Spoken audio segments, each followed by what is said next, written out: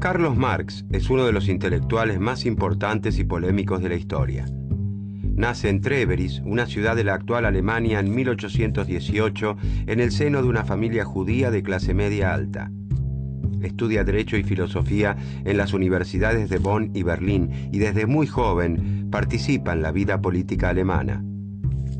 El compromiso político estará presente a lo largo de toda su obra. Buscando comprender al capitalismo, lee, reproduce y comenta las obras de Hegel, Hume y Locke. En 1844 toma contacto con organizaciones de trabajadores industriales y adhiere al comunismo, una vertiente del socialismo que cree que el proletariado llevará a la sociedad a una nueva etapa, aboliendo las relaciones capitalistas de producción y con ellas las clases sociales. Hacia 1845, perseguido por el gobierno prusiano, Marx emigra primero a París y luego a Bruselas. En 1848 publica junto a Federico Engels el Manifiesto del Partido Comunista, uno de los libros más leídos de la historia de la humanidad. Deportado, en 1849 se instala en Londres, donde se dedica a estudiar economía, fundamentalmente a los economistas clásicos Smith y Ricardo, mientras vive en la pobreza. Después de consagrarle más de 14 años de estudio, Marx publica en 1867 el primer tomo de El Capital, crítica de la economía política. En El Capital, Marx explica el mundo de la época estudiando cómo se producen y distribuyen los bienes para satisfacer las necesidades humanas y cómo lo hicieron otras sociedades a lo largo de la historia.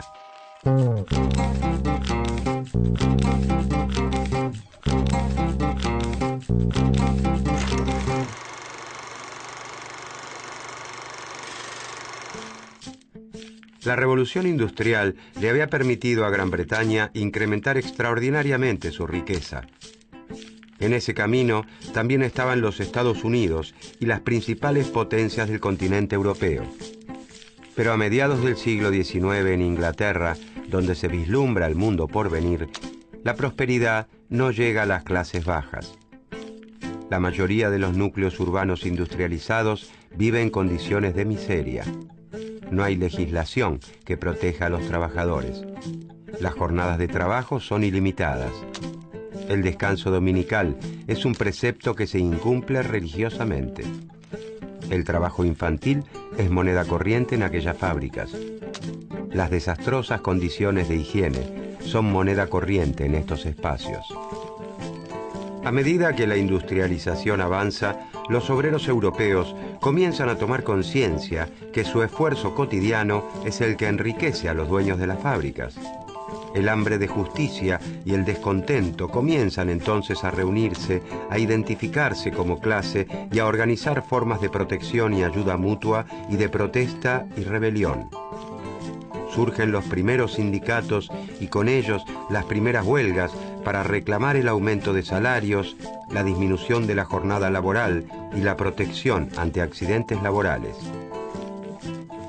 En 1864 se crea en Londres la primera Asociación Internacional de Trabajadores, conocida como la Primera Internacional.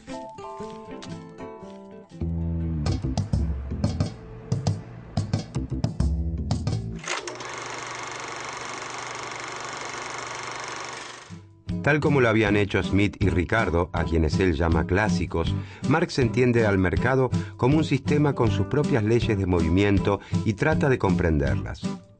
Sin embargo, su visión es muy distinta a la de sus antecesores, que veían al mercado como la organización social óptima para guiar la producción y distribución de bienes en cualquier sociedad. Marx comprende que el mercado es la principal institución de un orden social, el capitalismo, y que éste, como todos los órdenes sociales previos, tuvo un origen que debe explicarse y un fin que puede deducirse de su propio funcionamiento. En el capitalismo, las decisiones de producción, empleo o comercio ya no están dictadas por ningún faraón, emperador o autoridad religiosa, sino por la actividad autónoma y desorganizada de empresarios que toman sus decisiones buscando obtener la mayor ganancia posible. Para ello, contratarán trabajadores que deberán producir de acuerdo a lo que decida el empresario, ya que en su gran mayoría no cuentan con más alternativa que vender su propia fuerza de trabajo para subsistir. Marx escribe mucho más que un tratado de economía. Lo que pretende es desarrollar una herramienta para la liberación de los trabajadores de todas las cadenas del sistema capitalista en el que no solo son explotados, sino que constantemente limita su capacidad de desarrollo intelectual y afectivo.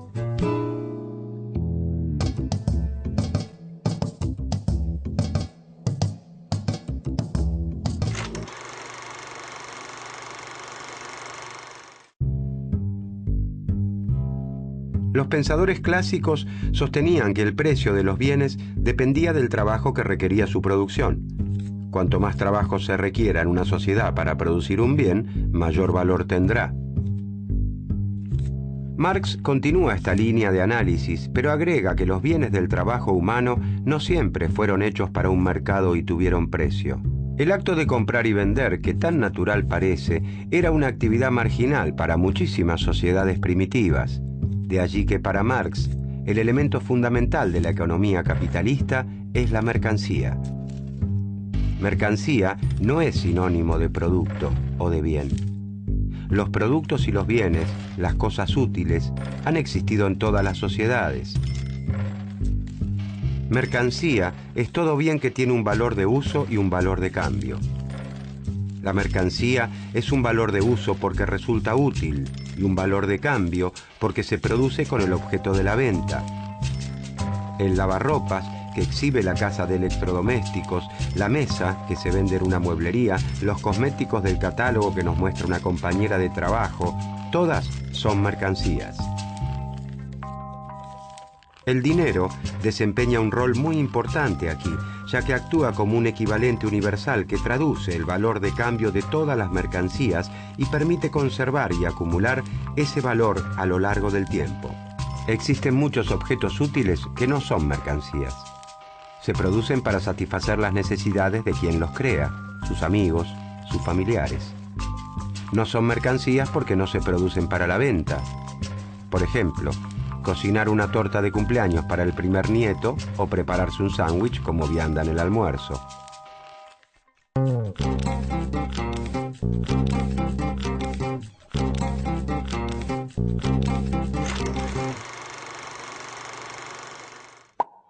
¿Por qué 2 lapiceras que cuestan 15 pesos cada una pueden cambiarse a través del dinero por una remera que cuesta 30 pesos? Si las comparamos, las mercancías son todas distintas, satisfacen necesidades diversas. Una lapicera tiene la utilidad de permitirnos escribir, una remera la de vestirnos.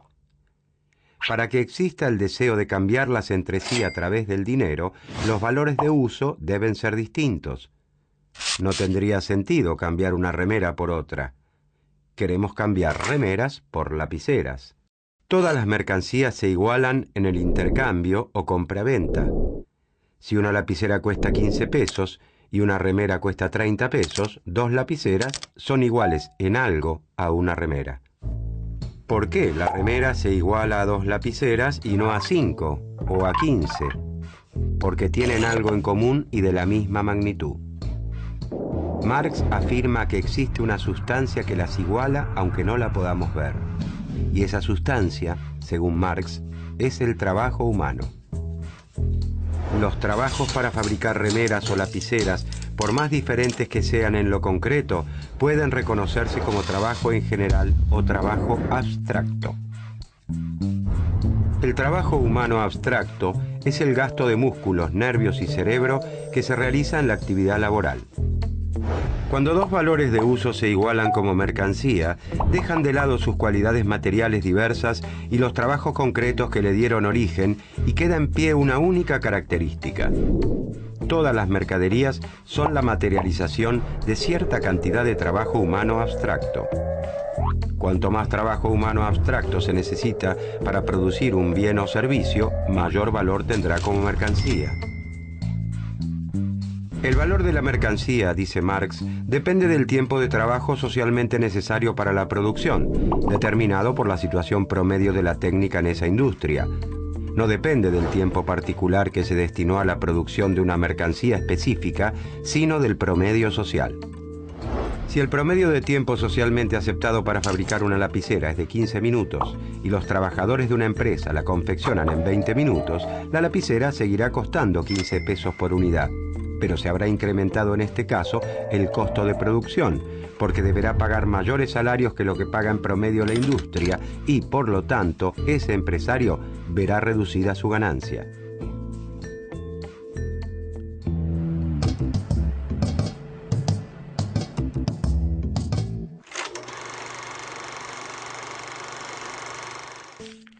El objetivo del empresario capitalista, el motivo por el cual invierte, es conseguir una ganancia mediante la venta de los productos de su empresa, es decir, vender los bienes a un valor superior a los costos que ha requerido la producción.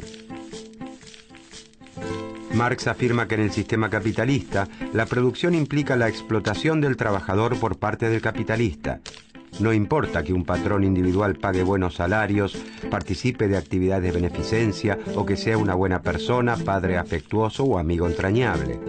En tanto capitalista, es un explotador, porque paga a sus trabajadores apenas una parte de lo que ellos producen. Para Marx, en una economía donde no existiera la división de clases entre capitalistas y trabajadores, en la que todos fueran productores independientes dueños de sus herramientas, el trabajador recibiría todo el producto de su esfuerzo. El panadero, el herrero y el zapatero cambiarían sus mercancías por dinero para inmediatamente conseguir las mercancías que necesitaran, y las mercancías que obtendrían tendrían la misma cantidad de trabajo incorporado que la suya. Así, según la teoría de Marx, si para fabricar una puerta se requiere un día de trabajo y para un par de zapatos alcanza con media jornada, el zapatero debería entregar 2 pares de sus calzados para que el carpintero le entregue la puerta. Pero en el régimen capitalista de producción, los dueños de los medios de producción, como las plantas fabriles, las maquinarias o los instrumentos de trabajo, son los capitalistas. Los trabajadores venden su fuerza de trabajo en el mercado a cambio de un salario para poder vivir y mantenerse. Siempre hay practicantes de oficios independientes, pero la tendencia indica que son reemplazados por la organización empresarial. Mucho más cuando aumentan los costos de sus herramientas de trabajo y un trabajador independiente ya no puede adquirirlas. La burguesía o clase capitalista es la dueña del capital. Capital es el dinero que se utiliza para obtener más dinero. El capital productivo es el que invierten los capitalistas en la compra de medios de producción y fuerza de trabajo para producir mercancía, obteniendo así una ganancia. La búsqueda del lucro es el motor de la sociedad capitalista. El capitalista produce porque espera obtener un plus luego de la venta.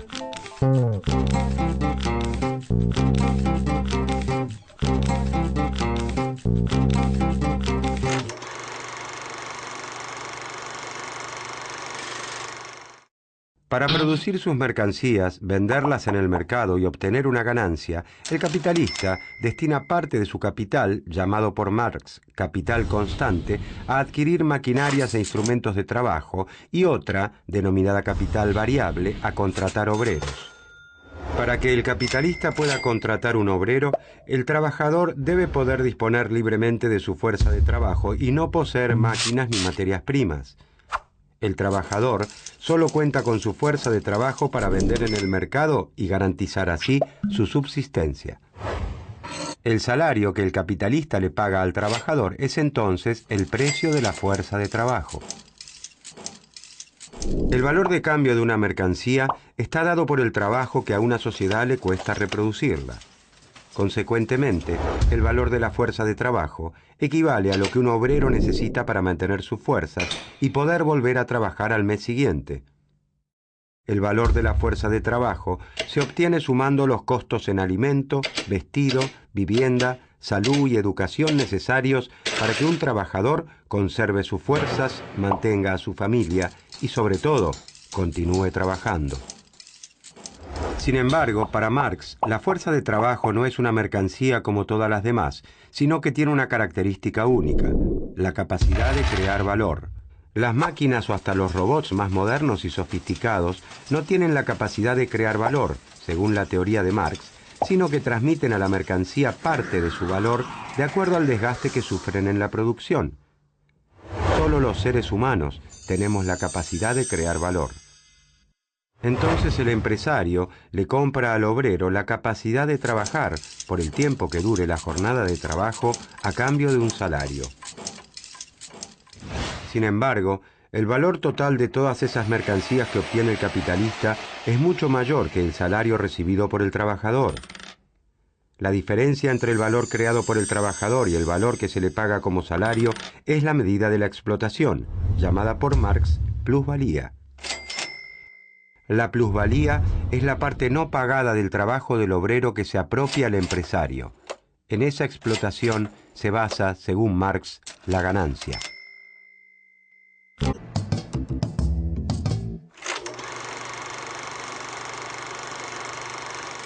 El capitalista obtiene su ganancia solo cuando vende las mercancías producidas. Al empresario no le interesa producir lo que necesita la sociedad, sino lo que puede venderse en el mercado. Esa es la demanda. Al momento de tomar la decisión de cuánto producir, el éxito de los resultados es un riesgo, pero el empresario trata de calcular cuánto podrá vender en base a sus expectativas. Tampoco sabe a qué precio se venderán sus mercancías. Todo es incertidumbre para el capitalista.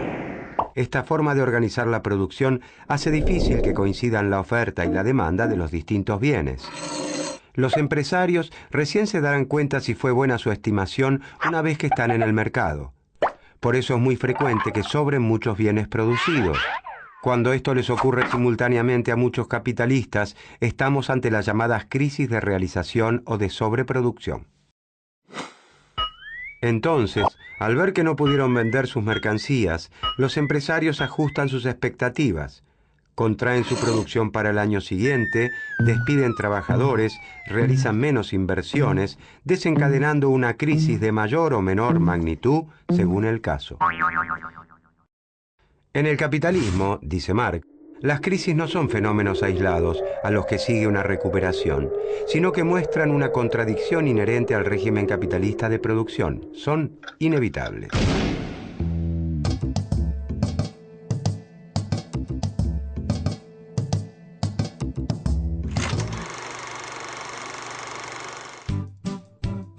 Marx es un gran analista de la sociedad capitalista. Percibe la potencia productiva del capitalismo, junto con la desigualdad creciente que engendra mientras se desarrolla. Reconoce que el sistema funciona a la par del enfrentamiento de grupos antagónicos. Los conflictos y tensiones sociales adquieren un rol central en su análisis. Para Marx, la paz y la supuesta armonía social que ve el teórico Adam Smith son ficticias. Donde hay relaciones de dominación, habrá inevitablemente conflicto. En esta lucha, la clase dominante pugna por mantener su situación de dominio, mientras la dominada lucha por liberarse de la explotación. Este conflicto, para Marx, es el motor de la historia. La sociedad se transforma por la lucha de clases.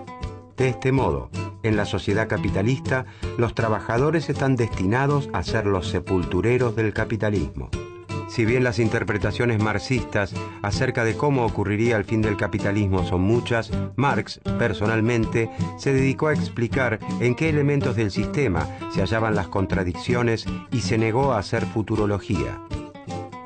Después de Marx, ya no puede hablarse de un orden natural en la economía como lo presentaban los clásicos. Su análisis histórico y político impregnará completamente el estudio de la economía de aquí en adelante.